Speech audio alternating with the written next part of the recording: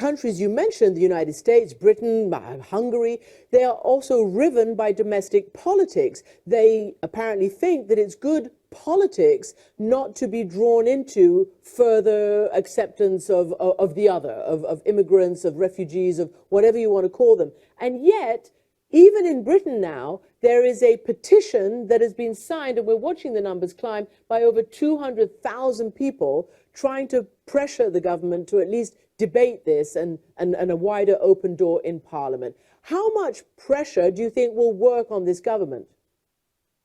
Well, I've actually signed the petition since I'm still a British citizen, but I would say that in your question you referred to immigrants, refugees, whatever you call them, and of course what you call them really matters.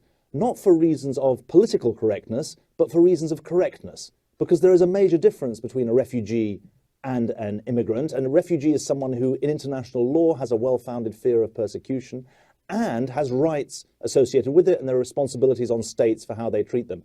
An immigrant is someone who, an economic immigrant is someone who's seeking a better life perfectly legitimately, but doesn't have the same rights as a refugee. And one of the most dangerous things in all politics, not just in Britain, but elsewhere, is when the idea of a refugee and the idea of an immigrant becomes confused. And I think it's very, very important that we don't, in the course of this conflict, or in the course of this debate, allow the very idea of a refugee to be undermined, because the rights of refugees were hard won after the Second World War, and it would be a terrible tragedy if they were lost.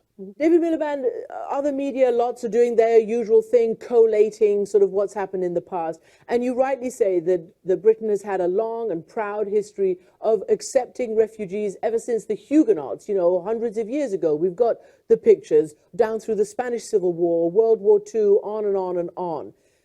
You mentioned and you clearly explained the difference of what they are. Refugees are under legal obligation to be helped. Why cannot the politicians, therefore, make precisely the case that you have just made?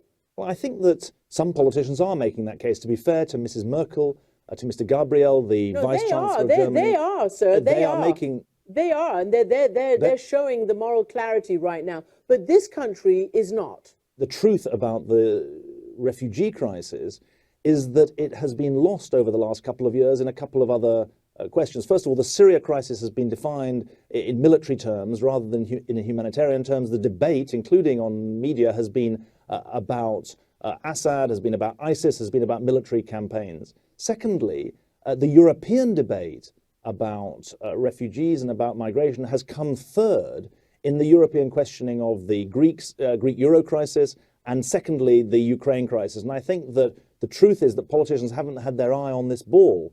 But we've been warning over the last year. The International Rescue Committee is not just helping people in Greece, where we have teams in Lesbos, but also we've been warning from the situation in Lebanon and Jordan and Turkey and Iraq that these countries were coming under intolerable strain, that the conditions in which refugees were living, more than 4 million of them in the neighboring countries, the conditions in which they were living were increasingly dire, and that more and more of them would seek to flee. And I'm afraid is suffering from a terrible lack of diplomatic and political attention. Unless that is attended to as well, then the politics will only get worse.